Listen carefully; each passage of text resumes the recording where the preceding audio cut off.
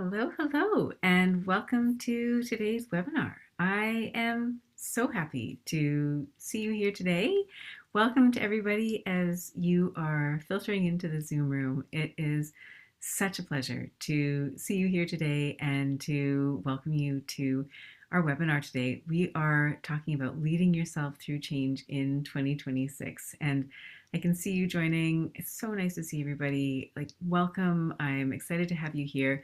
Today's webinar is going to be really, really fun. It's going to be different, I think, from some of the webinars we've done previously in terms of the way that I'm presenting the materials and in terms of the way that I'm hoping that you will experience today's webinar. So let's get started. I'm so excited to see you all here. So welcome. I'm excited. I think some of you were here last week for our first webinar about setting goals for next year.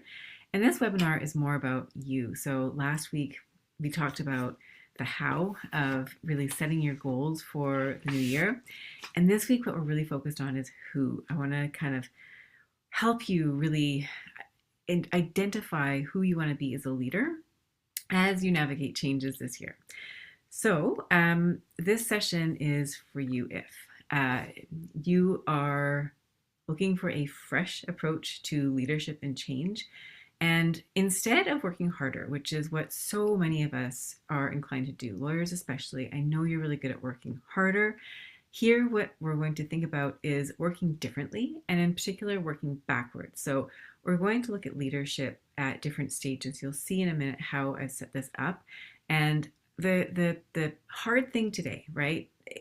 Today's class reminds me so much of going to a class, a fitness class, which you attend, there's an instructor, it's the first time you're trying it, and they're asking you to do different things and it feels a bit uncomfortable. That's what I'm anticipating for today, is that I'm asking you to stretch a little bit. And so I'm going to get into the agenda in just a minute. Before I do that, I did want to introduce myself. For many of you, you're familiar with me. We've worked together before. You've attended a webinar before. Maybe you've listened to the podcast. So that's great. You'll know me already. My name is Paula Price. I am a former lawyer, now a coach for lawyers. And I work with lawyers in really three primary areas. I would say the main reasons that lawyers seek out coaching from me is, number one, career strategy or clarity or career transitions. It's where you reach a stuck point at work where either you've reached a plateau and you're not quite sure where to go next, or you've just reached a new level. You've reached a new level of leadership, and what you really want is some recalibration in terms of how you're going to approach that next stage. So you're not necessarily stuck the way you might be before a decision or before a transition, but what you really want is in that transition stage, you want to be doing it with a great deal of clarity. And that really brings us to the second reason why lawyers reach out to me, which is leadership. So leadership, in my view, is what we're doing today, right? It's looking at yourself, leading yourself first, but then potentially also leading others, leading your team, leading your clients, leading whoever it might be that you are effectively paving the way for, right? You're guiding, you're supporting, whatever that looks like. And so leadership to me is that inside job, right? When you've got that clarity about what you're doing and where you want to go, it's that leadership piece. And that's what we're focusing on here today. And then the third reason why lawyers typically reach out to me is time management. And often it's the lawyers themselves, or it's a lawyer's law firm where they're saying, this lawyer is doing great, and they do even better if they had a bit more support in terms of just day-to-day managing their practice. So that, of course, is really, to me, the calendar. We want the calendar to reflect the goals that you have as career strategy, as a leader, and we also want to help you implement. So that's what I do day to day. I spend my days thinking about you and how I can support you, and I'm thrilled that today we've got this opportunity to work together. So I mentioned the agenda is a little bit different from what you might usually see. Today, what we're really doing is a deep dive. And so we're going to talk about a few concepts, and then we're going to bring those concepts together in a way Then I'm going to ask you to do the heavy lifting. So we're going to start with the change cycle. You may have heard me talk about this before, so that might be a refresher. That's fine.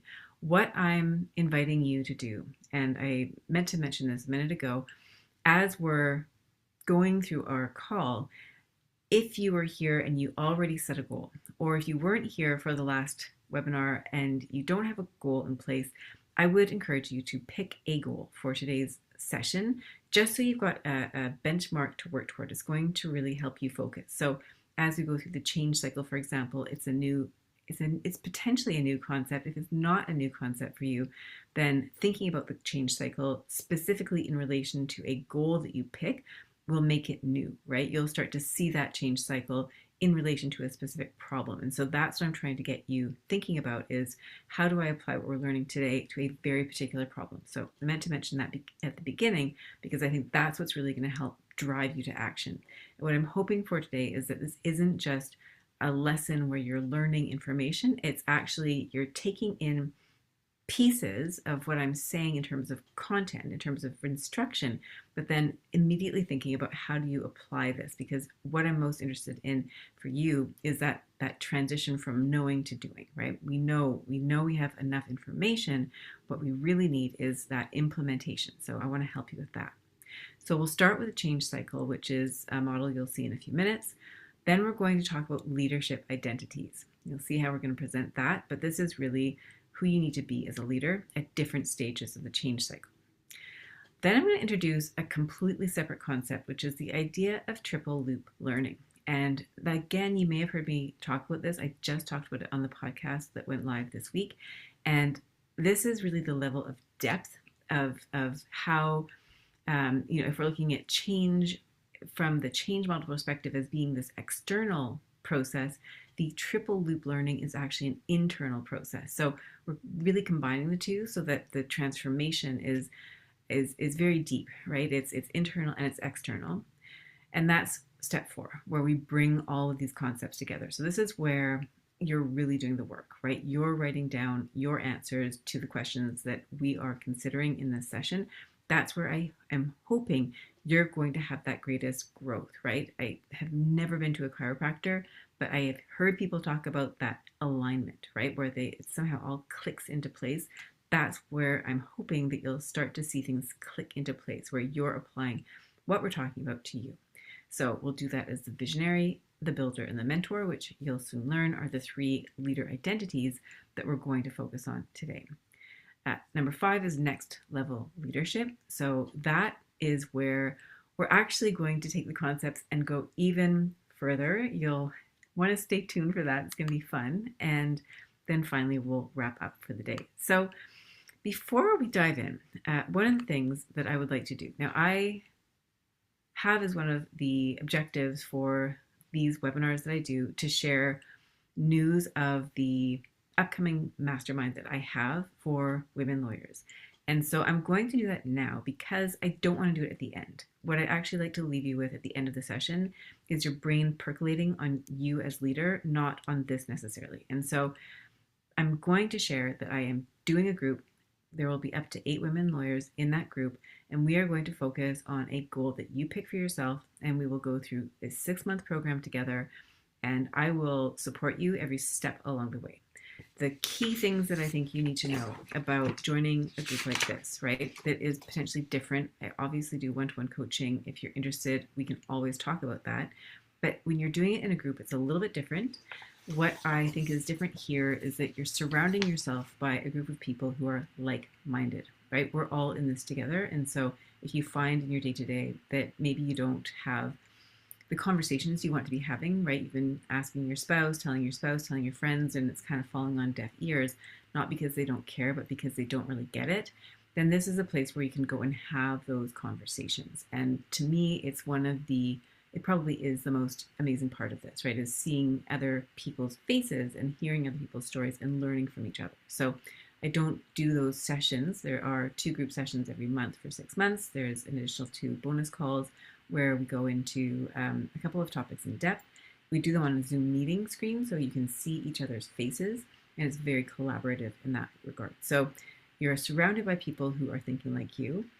There's regular accountability. So when you've got your calls 2 every month where there's a group, there's an additional layer of accountability. I find lawyers who work with me one to one feel a certain sense of accountability. That accountability I feel is almost greater in a group because you're checking in with the group. So when I've done small group coaching programs where I'm a participant, I've noticed that I'm more inclined to do something because I know I'm going to check in with the group and I want to be able to say to them, hey, listen, I was at this decision making point. I could have taken the easy route, but instead I chose the hard thing because I knew that I wanted to come back to you and say, here's the thing that I did. So in my case, it was negotiating a contract at a more lucrative price. I would not have done that except that I was in this group. I also launched this program actually initially when I was part of a group, a small group mastermind. And so this is why I think it's really cool and really different to be in a group like that. So the final thing here is just the structure and flow. So the way I've designed that program is it flows from month to month. I've talked about it before, so I'm not going to do it here, but the themes build on each other. And so the idea here is if you start in January and you're done by June, you have managed to really develop a whole set of skills that are unique and that are going to build you and develop you as a leader in your legal practice and likely other areas of your life. So that's what I want to say about the program. Now I've got in the chat a link to, there we go, I've just posted that, a link to the course page, and so you're welcome to check that out. And if you have any questions about it, if you're interested, if you're on the fence, then please do reach out. And that's all I'm going to say about it. But if you're interested, I'd love to have you and love to talk to you about it if you have questions.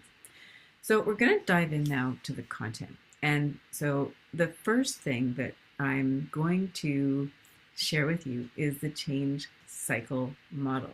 Now, you're welcome to participate in the chat. I always love hearing from you, but I understand too that sometimes you want to do this work more privately, so there's no right or wrong here.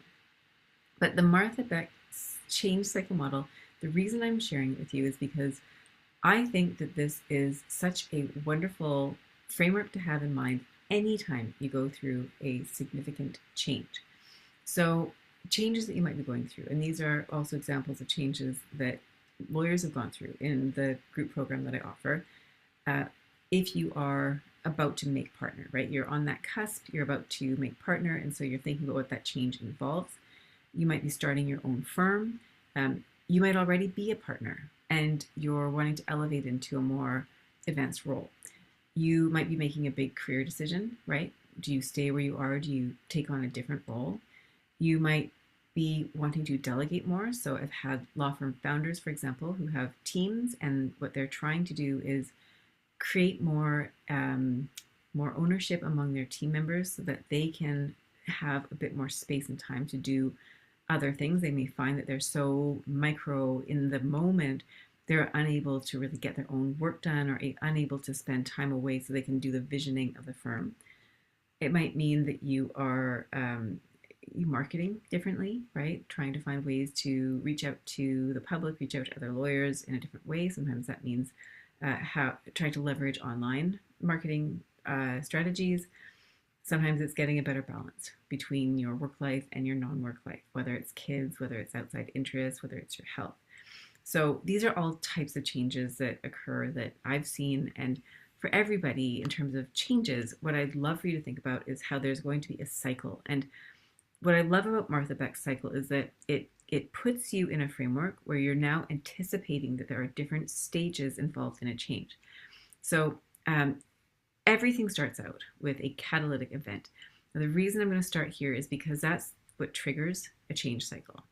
Now, catalytic events can be positive and they can be negative. And by positive, negative, it's obviously subjective, but we're going to go with that. So negative would be you lose your job. Negative would be you have a health crisis. Negative would be somebody in your family gets sick and you have to look after them and you're worried about them. You're pulled away from your professional work. Now, again, I'm looking through the lens of a lawyer who is here to think about their lawyer objectives. Now, other sort of more positive catalytic events could be you receive a promotion, you receive a job opportunity that you had not seen coming that is really incredible. You take on a new role, you decide you're going to open your own firm and you do it. It can also be that a catalytic event is, it's something that is anticipated, right? You expect it to come. It can also be completely unanticipated. And what's really interesting from my perspective when it comes to the catalytic event is the element of choice. Now, sometimes a catalytic event just happens to you, right? You have a family member who gets sick. That's beyond your control. It just happens. Whereas in some cases, the catalytic event is initiated by you. You decide to leave your job. And when you are the person who is initiating the catalytic event, in some ways it can be harder. Because not to say that a family member getting sick wouldn't be hard. That's not what I'm getting at.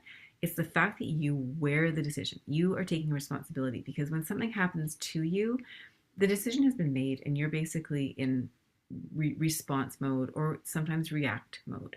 And so you don't have to take ownership over the fact that you've chosen this path.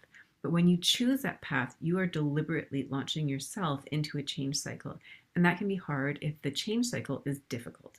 And it very likely will be at stages of the cycle. So after you've had your catalytic event and life has kind of thrown you into a brand new situation, you go into square one, which is death and rebirth. And yes, the reason it's called death and rebirth is because there is a death involved. There's a death in the way things used to be. Perhaps there is a death in the way that you used to be, right? There are components of your life that you enjoyed previously that you no longer have. So, for example, you might think of children. They are, as far as I'm concerned, a very wonderful catalytic event. I have children. I chose to have them. I wanted them. I still want them. And I can tell you that becoming a parent involves a death to the part of me that had freedom of time, the part of me that went to the movies, the part of me that went to go to restaurants whenever I wanted, right? And it was a rebirth of a new version. And so anytime you make a change, there's going to be that death and rebirth where the thing that you had is no longer, and what you're rebirthing is what is going to come in the future. Now, there's a very interesting part in that square, which is the liminal period, and that's where you're neither here nor there. You may have heard of it as the messy middle. I like to think of it as if you were to swim from one shore to the other, and let's say you're standing on shore A and you're looking across, you cannot see shore B. And as you start to swim out, you know shore B is there. As you swim out, you get to this point in the middle where you can't actually see shore A anymore. You're that far out, but you can't see shore B either. And that's where you're in that liminal stage as she describes it. And that can be really uncomfortable. You might be second guessing yourself. Do you keep going or do you turn back? And so this is where you have to kind of dig deep. You turn to your inner GPS because you can't see it. And then you need to move into that next stage. You keep going forward and then you end up at your shore B at the other side of it. So that square one really you can expect is going to be difficult. So anytime you go through a change, even if it's a positive change, something that you chose, there's likely going to be that friction, that difficult death and rebirth period. When you're done with that, you move to stage two. And that's where you start dreaming and scheming. That's where you start to have all these great ideas. You birth new ideas that you never would have been able to see before you reach square one. And so that's where you get really creative. You start making plans. From there, you move into square three, which is where you end up in the hero's saga. Now, the hero's saga is where you're testing and trying, right? The rubber hits the road. You start to try to implement all of the plans that you made when you were in square two, dreaming and scheming. And what you're going to realize is that some of those plans are going to work and some of them are not going to work. And so this is really an up and down type situation where sometimes you're feeling like you're making a lot of progress and other times you're really feeling like you're not. So it can be both really incredible and rewarding, and it can also be kind of discouraging. And then finally, when you are done with square three, you finally end up in square four. And so many people think this is where you want to be, the square four, the promised land. And for many reasons it is, because this is where you find that you've reached more of a balance, right? If you think about stages you've had at your career where it's been a lot of learning and then you reach a bit of a leveling off period and it feels a bit like a relief because, okay, now I know what I'm doing. And then next thing you know, the next thing comes along, right? Judges get this, right? Even when you are a very seasoned practitioner and you are elevated to the bench, there's that initial stage, right? There's that, okay, now I need to learn an entirely new skill set. So every stage, right? It's not like just junior people are going to go through this and senior people aren't. This is a process you can expect will happen over the course of your lifetime, professionally and otherwise. So this is how it unfolds. And what is really comforting here is that you know that there are different stages. Once you're in square four, of course, you're going to just wait for your next catalytic event because that's what happens, right? Life happens. We change. We're constantly evolving. And the other thing that I think is really interesting here is that you can go from one square to the other, right? They aren't necessarily linear in the way that they're presented, or they're not airtight containers. You might be shifting. You might also find that you're better at certain squares than others. You might be really good at dreaming and scheming, and maybe it's tougher for you to be in that square three where you're doing the action. Some people get really bored in the promised land, right? They get to the promised land, they're like, okay, I've been here like two seconds. I need change. So everyone is going to have a very different stage, and so, or a different relationship with these stages. So for you, you might think about maybe where you're feeling the most comfortable. You might think about the change that you're trying to initiate for the new year, or a project for the new year, where you might find yourself in this format, in this framework. And so, I just think it's a really useful model to have, especially when you're going through change. I guess the last thing that I want to say here is that this is not the only model for change. There's a number of similar models out there. I like this one. Martha Beck is a life coach. I feel like her work resonates with me. So this next slide is actually just something that I pieced together earlier this year. And I was looking at a slide that another coach was showing me about, I think it was like a customer journey or a client journey, and how, you kind of start off and then you get this problem and things kind of go sideways, and then you need help, and then, the person that you're helping comes along, or you help the person and they're better off. So I thought this is such an interesting way to look at it, a linear perspective. And so it made me think, if you take that same model that we just looked at, Martha Beck's model, and instead of looking at it like this, we look at it like this, what you see is that there's actually a trajectory, right? You can see, as though this is the person moving over time from number 1 to number 6. So when you start out at the promised land, things are relatively flat, and you hit that catalytic event. That's number 2. Then all of a sudden there's this drop into the death and rebirth. Things get a little scary, shaky, uncertain.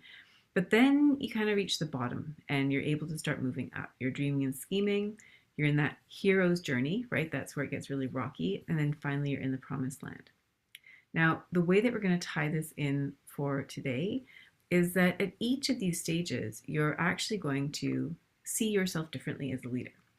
So here, what you'll notice is that I've now taken that original picture. It's a little bit fussy. So you can also look at this one just to see, like, this is what we're looking at: visionary, builder, mentor. That's really where I'm wanting you to focus your attention, is on the 3 different roles. But if you go back with all of the different landmarks, if you will, and you'll see there's a colored thread that traces the journey, right? So you see the promised land is that kind of mustardy, orangey color, and then you get that red dot, the catalytic event, and then you start to drop into the death and rebirth. That's the dark purple. And here we've got the visionary. So the visionary, right, when you think about that first role as leader, and when we're thinking about leadership today, what I'm hoping for you is that you're thinking of leadership in the way that you are a leader. There are lots and lots of definitions for what leadership means. So for you, think about what resonates most for you. We're going to drill down into these 3 components of leadership. When you think about what role a leader plays, they play a visionary role, they play a building role, they play a mentoring role. So that's what we're going to focus on. There are many other roles, but this is what I'm choosing. If you have language in your mind that resonates more, use that for sure. But what we're trying to capture is the before stage, the planning stage, the doing stage, and then finally that end stage. And so at each space, you have a different leader that you can access. And so that visionary, you think about, what is a visionary doing? They are setting the stage. The visionary is the one who's designing the goal, right? You think about being in that dreaming and scheming stage. Which aspect of leadership are you engaging when you're leading yourself into a change where maybe you haven't done it before? Maybe you don't know exactly what the future is going to hold. And so you're trying to create, you're casting a vision into the future based on what you know, what you're hoping is going to happen. It's untested, right? The builder is the one who's going to get on the ground and start building. You are creating that vision. It's an untested process, but you're trying to identify where it is you want to go. So you might think about what characteristics you want that visionary to have, right? Maybe it's courageous. Um, you want them to balance having an expansive viewpoint versus being focused on the goal. Um, and then finally, you're thinking about, okay, how does that visionary, right? That visionary, that leader who's seeing the vision, how do they see this unfolding, right? How are they going to make this process doable for the builder to actually implement? So that's the first leader identity that we're going to explore today. And I'm not asking you yet to answer questions. I will in just a few minutes. So this really is the sort of instructional part. In a few minutes, I'm really going to encourage you to be writing as much as you can. You can take notes now if it's helpful. I will share the slides with you. I will share the recording with you. But right now, I'm just hoping that this is sinking in. We're starting it with a change model. We're looking at the different stages. We're now taking the concept of leadership and leadership at each stage. So that brings us to that builder leader, right? The part of you that is building and leading your team, yourself through the project, right? And that is very different from the visionary, right? The visionary is casting the vision. The builder is actually on the ground. So you're thinking of, leader in the trenches, right? If you're thinking about you're in trial and as leader through trial, what does that look like, right? You're standing up, you're speaking, you're perfecting your argument, you're answering questions, you're thinking about the big picture, you're applying, like you're on the ground. You're starting your own practice, you're creating that space, you're setting up your office, you're reaching out to your clients, you're doing the work, right? So the visionary has kind of this forecasting role. The builder is in the trenches. And so you might think about what it's like for the builder, especially relative to the visionary. The visionary is casting the vision, but they might not see all the bumps in the road that the builder is now encountering, which is why when we are in that stage of, we're actually here.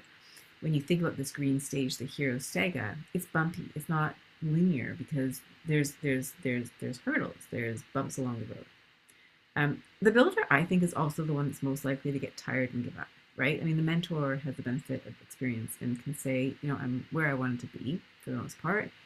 Particularly here, I'm going to imagine that our mentor has reached a point where they're pretty content, that they're in a position to mentor. Now, they still have their own work to do, but they've kind of finished the project. The visionary was at the beginning. Yes, they're casting the vision, but they're not the ones who are rolling up the sleeves and in the trenches. So the builder is the most likely to want to give up, to abandon the project, to say this is too hard. And also you might think about this builder as needing the visionary and the mentor, because what you might find happens, and I see this happen to others, and I know it has happened to me, and it goes back to that working hard, right? I've had so many conversations, and I had one just the other day with someone who said, I'm so good at working hard. I know I can work hard. And so that is not the issue. The issue isn't, can you roll up your sleeves and do the work? But what can happen is if we haven't oriented ourselves in the right direction, right? You think about, it's fun. So I gather this upcoming year is the year of the horse. And you think about the horse having a lot of power to do a lot of intense work and make things move forward. If that horse is pointed in the wrong direction, right? Let's go back to that analogy of being in the middle of the river. If you are headed to the shore and you're swimming hard toward the shore, you will get to the destination you want to be. Now, if you're at an angle, it might take you longer to get to the shore. If, like, I'm thinking an angle that you're still headed to the shore, but at an angle, if you're headed at a perpendicular angle, you're never going to make it to the shore. You're going to be swimming upstream or downstream. And so what I'm wanting you to think about here for the builder is that the builder needs both the visionary to set it on the right track and also the mentor to keep it in the right direction.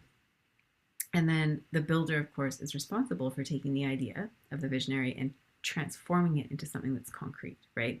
I literally think about building a house, right? Are you putting up the scaffolding? Are you putting down the materials so that you end up with your house?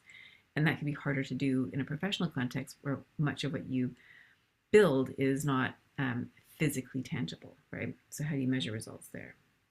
And then finally, we've got the mentor. And the mentor leader is where you have this within you already, right? You already know that there's that mentor aspect to your leadership. You're already mentoring in other capacities. Here we're thinking about mentorship in relation to a change that you have not yet gone through.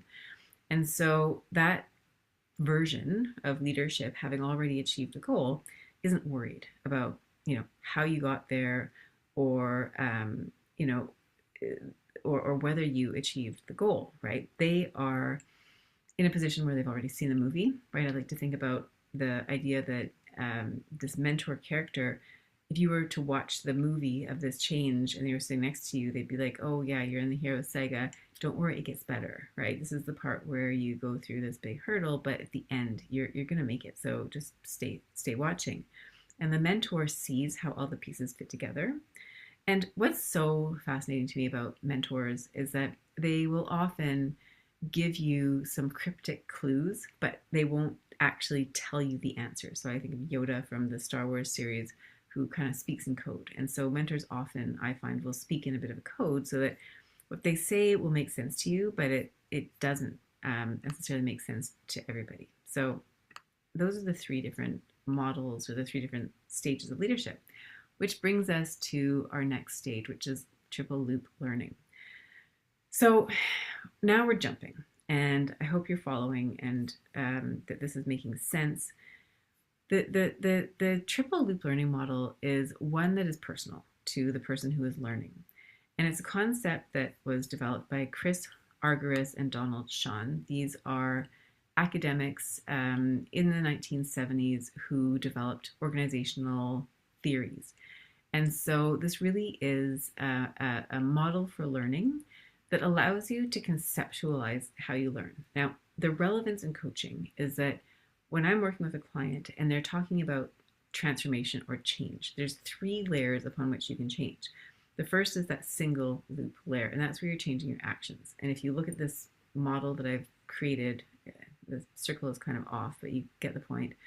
That's the first layer. It's the external layer. It's what people see. It's the actions that you take. And in a single loop learning model, the thing that somebody is asking is, am I doing it right? And so you might think about giving feedback. It's an easy example, right? You give someone feedback, you might be asking yourself, did I say the right thing, right? Did I use the right language? Did I follow the correct formula? So single loop is very action oriented. If you're trying to change a habit, you're probably focused on action. Are you entering your time every single day? Are you tidying up your desk every single day? Are you following up with clients? Are you delivering work on time? Are you taking on challenging work? Are you you can itemize it because it's like a checklist item. Which brings us to the second layer of learning, which is the double loop learning. And this is more in the nature of beliefs. So you might think of this as the context in which the action is taking place. And this is deeper than what people will see, right? If we go back to that iceberg, we're now kind of getting a little bit further down under the sea level. And the question here isn't so much, am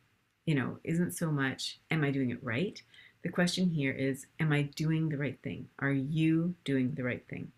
And what you might think about here is the why, right? Why are you doing this? Or what role does this thing play? What matters here? So, for example, in the question of delivering the feedback, you might be thinking about, what role does feedback play here? And, how does that help me understand the way that I give the feedback? Or, the feedback is designed to be done in a certain way. What is important there, right? And so you're just thinking about your beliefs. Now, this I'm hoping will become more clear as we go through some of the exercises that we'll get to in a minute. But here, the main thing is, if you think about single loop as being that really surface level, here's what I'm doing. The double loop as being, here's what I believe. Here are some of the assumptions that I'm making about this particular situation. Then that brings us to the third loop, and that is identity. Now, this is where coaching can be transformational. And I had a client ask me the other day, at what point will this become second nature? This client was trying to change a habit. It was around giving feedback. And I just thought, this is such a brilliant question, because it shows that you're really interested, not just in acting different, but in being different. So when you are being different, it means that you've internalized this change, right? It's gone from being an action that you do to form that habit. maybe, you are still consciously choosing to believe a certain way, but that layer becomes almost unconscious, right? It just becomes who you are. And the best gauge that I've really experienced to know when you've reached that triple loop learning is where you by default will do something differently and you'll just catch yourself doing it, right? A silly example, I told myself at I think it was last year, I had a habit of not hanging up my coat when I came into the house. So I decided that this was a habit I wanted to form, and I chose an identity. I am a woman who hangs up her coat when she comes through the door. I just adopted that as a triple loop, and I decided to embody that. And the reality of that is that since I made that declaration for myself, it's probably less than 10 times, and it's been maybe a year and a half, that I have not hung up my coat. And what will happen is every once in a while I'll come into the house, I'll put my coat down on the sofa or on a chair, and the minute I see it, I tell myself I am a woman who hangs up her coat when she comes through the door, and I go back and I hang it up. So it's where you've programmed, you've made a decision about who you are, and then you follow through on that decision. And yes, I appreciate that example is not going to change your life, but it could, right? If you pick the type of goal, right, that you want, right? I am a mentor who makes time for her mentee. I am a lawyer who always tells my client exactly what they need to hear, even if it's what they don't want to hear. So you can see how that who statement defines who you are. So bringing the concepts together, and I've got this really scary table to show you. And we're going to do this. We're actually going to do this work. And I've been doing this work myself in preparation for today in relation to a goal that I have for myself in the new year. And what I can say about it is that it's not easy. And it is, it's almost like when you're in an area with very poor cell reception service and your phone has to work extra hard to get the battery and its batteries drain really quickly. That's how I feel doing this exercise. And so for you, if you feel the same way, then it's normal. I'm with you. And don't kill yourself to make all the answers perfect today, right? I think planting these questions as seeds in your mind already is a big step, because once you've planted the seed, and this is where I think you'll have that afterburn effect, right? I live near an Orange Theory workout center, and afterburn, like 500 calories or something, is like on the glass. So you can think of this as the afterburn, right? We're no longer in session, right? After we wrap up today, you're no longer in session, but your mind will be turning and contemplating and stewing, hopefully in a good way, over these questions. Marinating maybe is a more elegant way to describe that. So don't panic if you don't come up with the answers today. That's not the goal. The goal is really to just get thinking about these different layers. So you're thinking about 3 different roles, right? The visionary, the builder, and the mentor. And you're thinking about how deep do you want to go in terms of each of these roles. So for each of them, you're looking at, if we start at the single loop, so we start at the right-hand side, the what is that version of you as leader doing? That's the easiest in one way, right? What actions? The second double loop, what does that version of you need to believe? Why are you doing this? And then the triple loop is who do you need to be?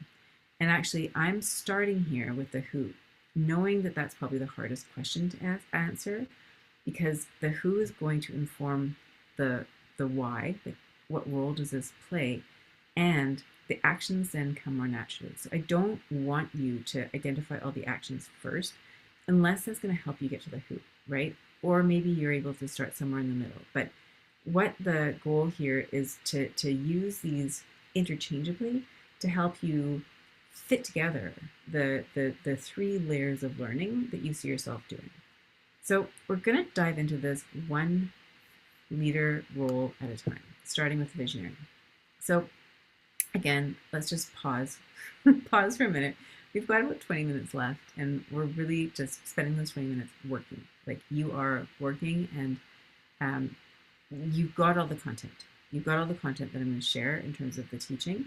And from here, it's all questions. And again, you'll have those questions with the slides.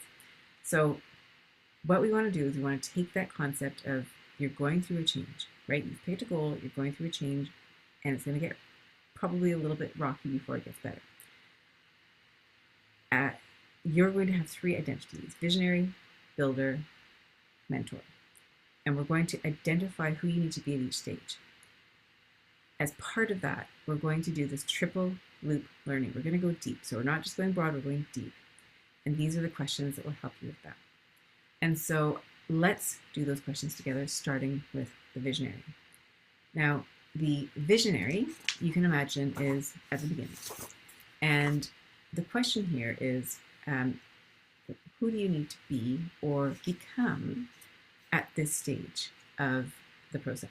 So I've got a couple of examples that I'll share with you in terms of a potential goal, but I would invite you to think about your own goal. So if your goal is you want a new role, right? You're in a job, you want a different job, then you might think about who you need to be or become as visionary. Now, be or become, there's a reason for this.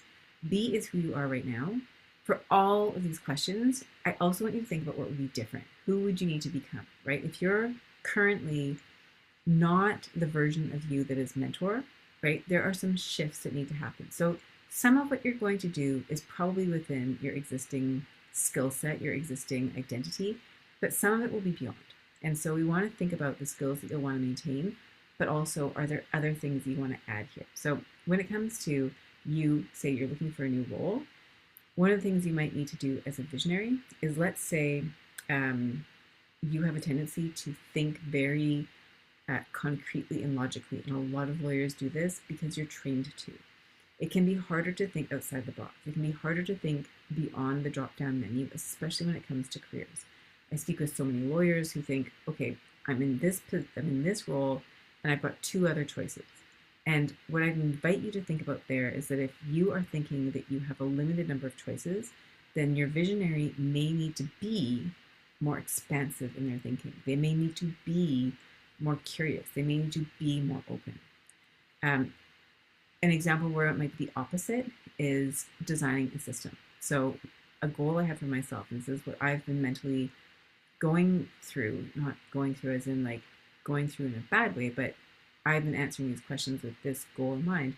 I'm looking to create more systems in my practice. And systems, for any of you who are doing the same thing, can feel overwhelming because you'll think, well, there's a lot of systems. It's not, in the language of lawyers, it's not billable work, right? It's not typically something you would get paid by your client to do. So it really is work you're doing by yourself for yourself. It's for your clients in the future. It's for yourself in the future. It's for your team in the future. So when I think about designing systems and who I need to be as a visionary, I actually have to stop being so expansive, because that's what I like to do. I like to think of ideas. I actually need to be narrowing my focus. I need to put my blinders on and say, this is a project where I need to design systems. I'm not going to be looking at all the other systems I could design. I'm going to design my specific systems. And so it's the opposite of what we just talked about. So who do you need to be or become as a visionary for your goal? Now, why does this matter? This is a way of saying it. Another way of asking this question is, what do you need to believe? And I had that as the original question, but then I realized it might be more helpful if it was like who, the why, and the what in terms of the 3 questions.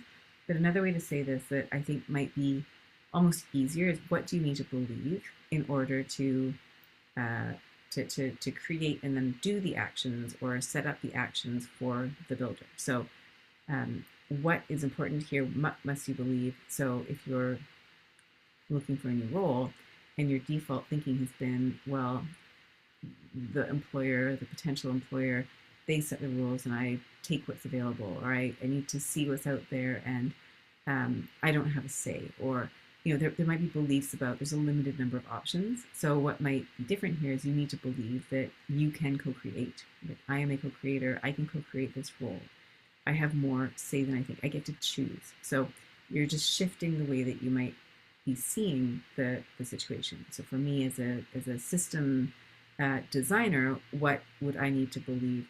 Well, I need to believe that I already have everything that I need. I don't need to go and do more research. I need to actually just focus on what I've already got. and build that first.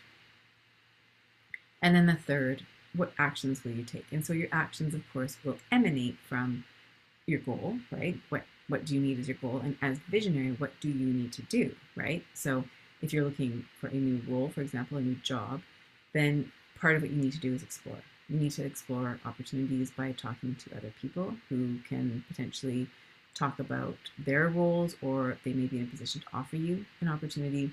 It's also exploring your own likes and dislikes, strengths, values, goals. And then for the visionary that's designing new systems, what actions will you take?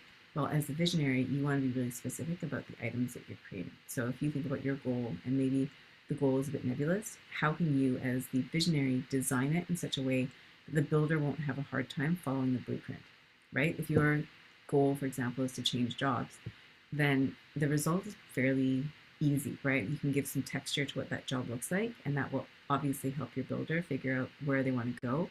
But it's very measurable.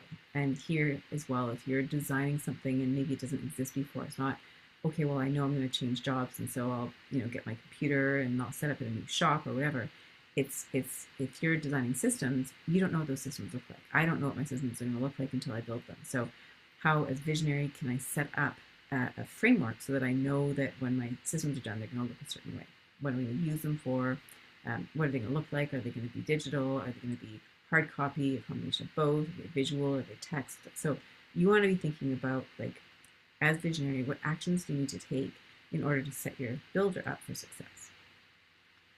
So hopefully, as I've been talking, you've been brainstorming ideas and writing down your answers to these questions, because we're going to do the same exercise two more times, starting with the builder.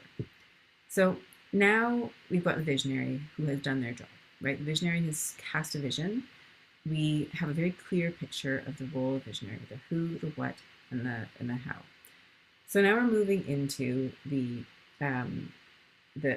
builder, and we're saying, okay, what does the builder need in order to build the thing that you're looking for? So if you're thinking about the builder that's going to go out on the ground and do the legwork to get a new job, that builder is doing informational interviews. That builder is not giving up when it's receiving rejection. It is not giving up where it follows a bunch of leads that end nowhere.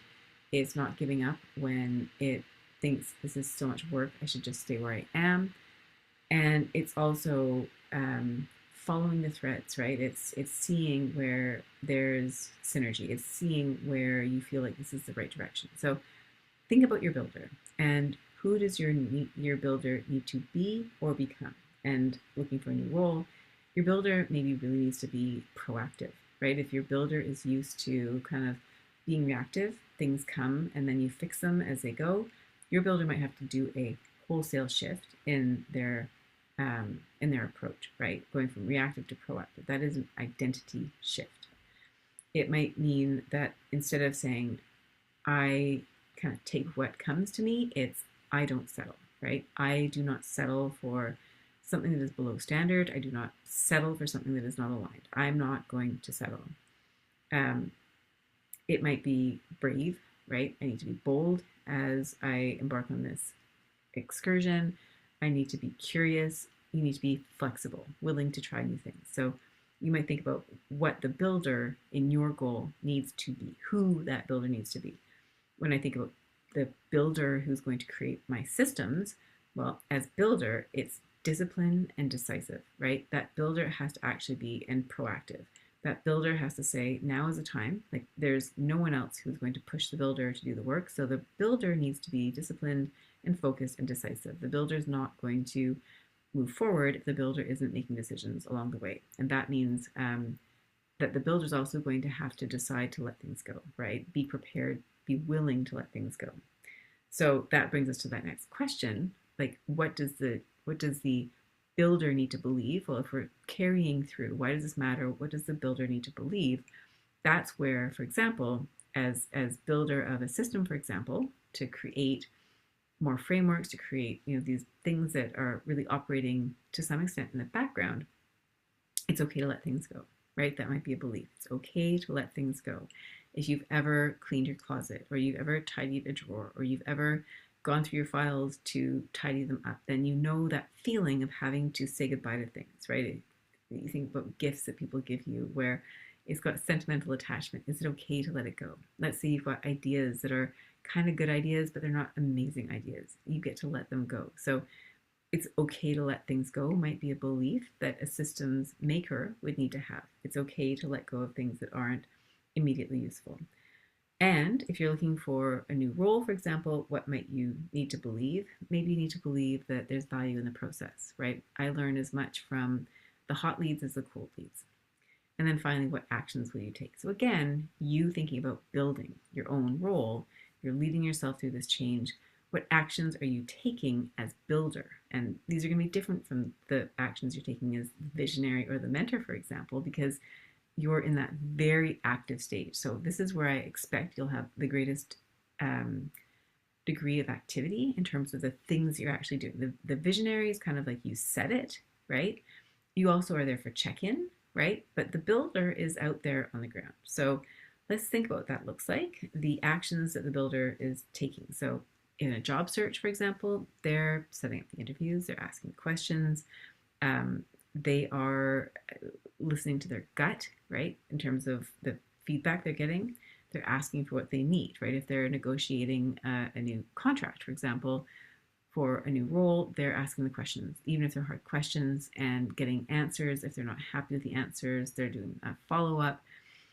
If you're creating a system, so if I think about what I need to do in that role as builder, I need to set deadlines. I need to set aside the time to actually work on this, and accountability. So I have myself retained a coach to help me build the systems because I want to stay accountable. And I know that left to my own devices, it's going to be a lot harder for me to do it, and I may not do it. But if I'm working with somebody and I make that commitment and I show up for that commitment, then I will do it. So that to me is one of the things the builder can do is get support, right? Who do you need to have in your court to help you build? Because you can anticipate that there are going to be days where you're tired, you don't want to do it, something else feels more important. So what do you need to do? Okay, so we've done this and we're going to do one more, and then from here there's just one more exercise, and I realize we're close to the top of the hour, so that's actually perfect timing. Mentor. Who do you need to be or become? So you might think about the characteristics of you on the other side of that goal. Now, I'm going to flip back the mentor, you'll notice, is higher up than the visionary, right? The visionary is before all of this change takes place. The mentor is way at the top. Well, maybe not way at the top, but they're certainly, they're higher. And anytime you see a story and there's an arc to the character development, they always end up better off. They've learned something, they've had some sort of an aha. So your mentor is going to be at a different level than your visionary. Your mentor can see more than your visionary can see based on this diagram and based on what's going to happen. They have the benefit of 2020 hindsight, right?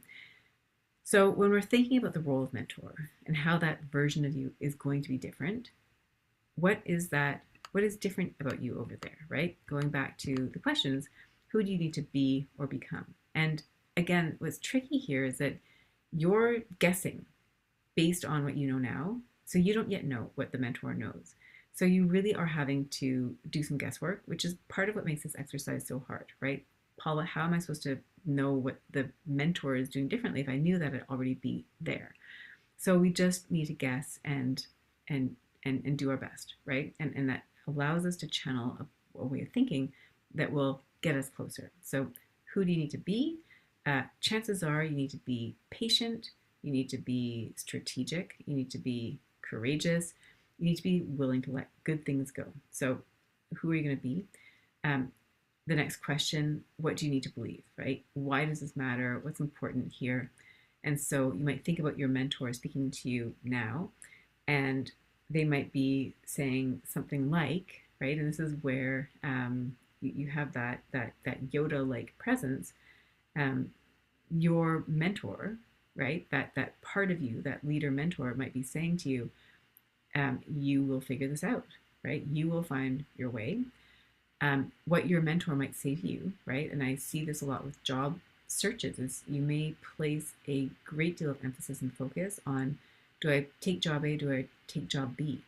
And your mentor might say to you, it actually doesn't matter if you take job A or take job B. That's just the vehicle through which you're going to do your work. The most important thing is, what is the work that you're doing? Who are you in the process? And so that's the kind of insight you might receive when you channel that mentor, right? They're able to give you that advice. Other advice that they might share with you, that each piece of the puzzle builds on the next. So sometimes you're in a situation and it's difficult and you don't like being there, and it's your mentor who will say to you, you're there for a reason and you cannot yet see it, but there's a reason why you're here. And the next thing that drops on your lap is actually incredible, and it would not have happened were it not for this thing that you're going through right now having happened. And so we really get to have our mentor as a guide, as a source of reassurance, as a source of comfort. And so we want to lean into that, even if we cannot really fully see into the mind of the mentor yet, because we haven't reached the goal yet. And then finally, what actions will you take? So you can think about what your mentor will do for you. And I've given you some examples already. They're going to give reassurance, right? That mentor throughout the process will give reassurance. The mentor will help identify the right questions. The mentor will bring you back to the big picture, right? So as builder, if you find you're working really hard, but like, man, you're just not feeling like you're getting where you want to be, you turn to your mentor, right? What's happening here? And you can also turn back to the visionary. Like, why did you put this on my agenda? Why is this here? And when you can understand why you're doing it in the first place, and from the visionary information, but then you can also reach out to your mentor and say, well, is this aligned? Like, what makes the most sense here? Again, you're asking yourself these really powerful questions that help guide you. So I'm not going to go through the systems or the role examples, but you can see how the information you get from your mentor, the actions that your mentor will take, will support you in moving forward. So we've got a couple more minutes left, and what we're going to do next is this next level leadership, and this is where it gets really woo. It gets a bit woo, and it also gets really fun. So this is a sandbox and stick figures, and I did this on purpose. I didn't want to plant an image in your mind where you saw other people, because I actually want you to see yourself here. If you were to have these different identity, leadership identities come together, the visionary, the builder, and the mentor, and get into the sandbox, you hear that sort of think tank language, oh, we all get in the sandbox and talk about this. That's the idea here. What if you had a conversation? Your visionary, your builder, and your mentor were talking to each other. What kind of things would they talk about? So this, again, is just planting a seed, right? You can do this creative thinking while you're out walking the dog, or washing the dishes, or waiting for transit, or parking your car, or driving somewhere. This is kind of that creative play, right? And so I've got some suggestions, some ideas, which I'll share with you, and then we're really in the recap. So if you have questions, please do share them. I don't see any questions so far, and the questions are all hidden. So feel free to ask away, whether it's about the content or about the mastermind. Oops, I did not mean to go one square. There we go. So some questions. Visionary to builder. So the visionary might say to the builder, what do I need to do to make your job easier? The visionary might say to the mentor, what am I not seeing? Right? As you're planning, what am I not seeing here? Or what am I overseeing that doesn't actually matter? So I gave the example of, do I go to job A or job B? Maybe that's not the right question, right? And the mentor can help the visionary decide on what the right question is, where the visionary ought to be focusing their attention.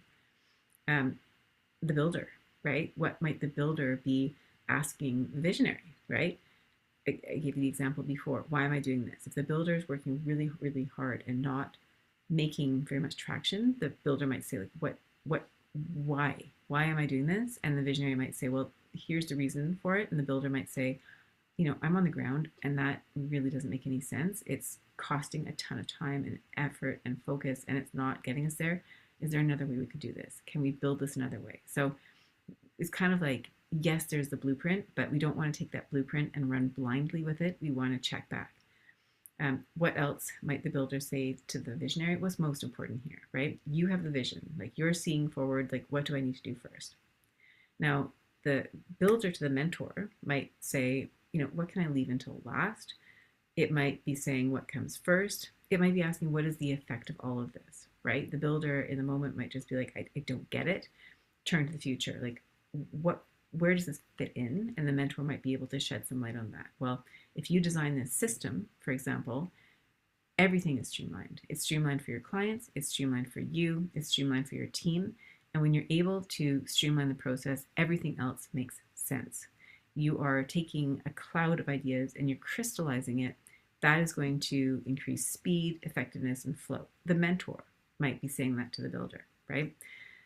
The builder might also be saying, what thing, if built, would create a pathway to the result? So if the mentor already knows where you end up, they might be able to guide the builder in a new direction. Because remember, the visionary and the mentor have different perspectives, right? The visionary can only see forward, the mentor can see backward, right? So what can they tell the builder to make sure the builder stays on track?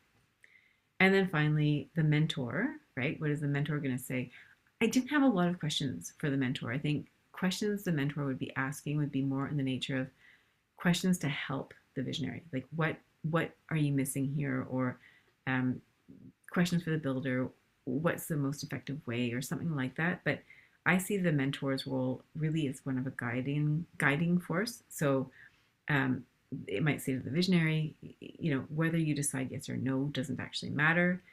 The answer is right in front of you, right? I mean, this happens, right? You're looking for your glasses and they're on top of your head. So what is the answer that you're seeking, and is it right there? It might be saying surround yourself with the right people. For sure, I have seen this play out so many times recently where people have gotten themselves into trouble, or they have done the opposite. They've thrived. And it's a result of being in community with people who support them, who align with them. And so you might think about, do you have the right people with you in your life, right? Whether it's personal, whether it's professional. And so your mentor might be reminding you of that. Surround yourself with the right people. Who are the right people? Well, that depends on what's right for you, right? Why are you choosing the relationships? Who is best there to support you? I just realized we're past time. Just a couple more questions, and thank you for bearing with me. The mentor might say to the builder something like, each step plays a part. Please keep going. Thank you so much. I will. Thank you. So the builder might be saying, the mentor might be saying to the builder, each step plays a part, right? So the builder might be sitting there getting frustrated because it's thinking, why am I doing this? Like this really is exhausting. I don't feel like I'm making any progress. The mentor might be able to say, well, hang tight. Things are going to get better, right? It's that movie analogy. I'm watching it alongside you, and I see how things are going to play out.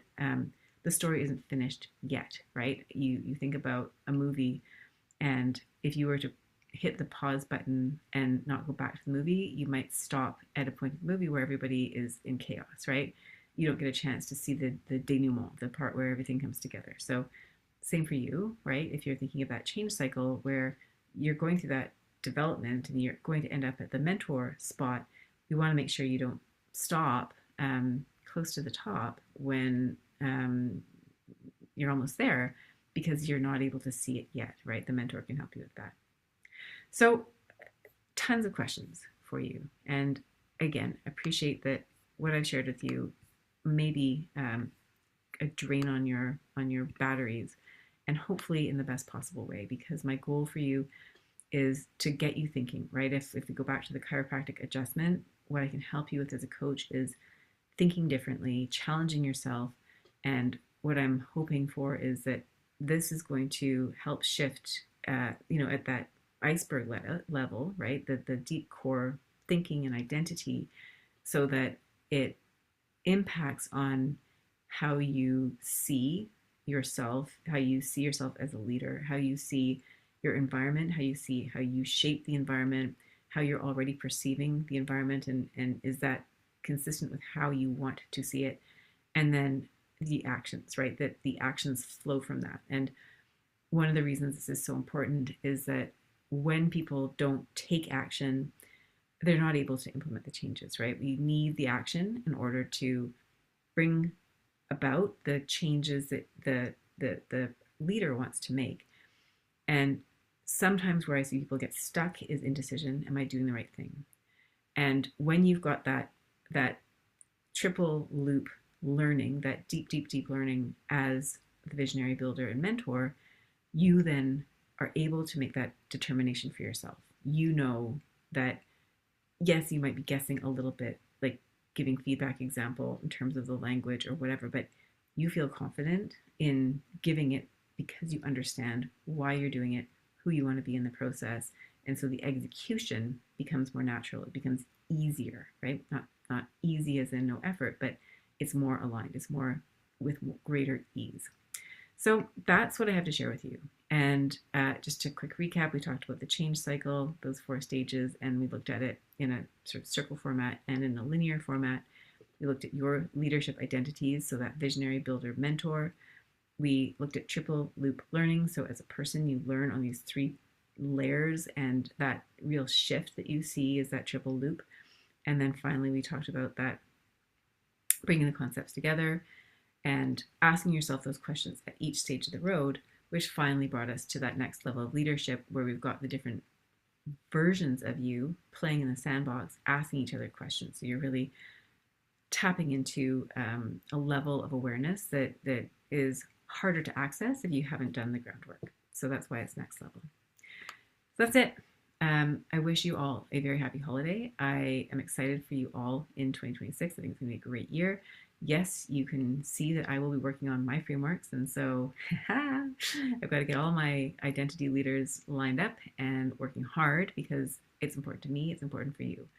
And I hope you've enjoyed the way that we've approached today's presentation. Oh, thank you so much for the amazing feedback. I love having you here. So thank you very much for joining me, Kathleen. It's been amazing having you here, and thank you for your feedback in the chat. It's amazing. And so I would love to support anybody who wants my support moving forward. So please do reach out if there's anything that you have questions about, or I can help you in the future. And I wish you all a beautiful rest of the year and all the best in 2026. It's going to be a fun year, and I look forward to reconnecting again soon. So take care. I hope you enjoy the afterburn of today's webinar, and I'll look forward to reconnecting.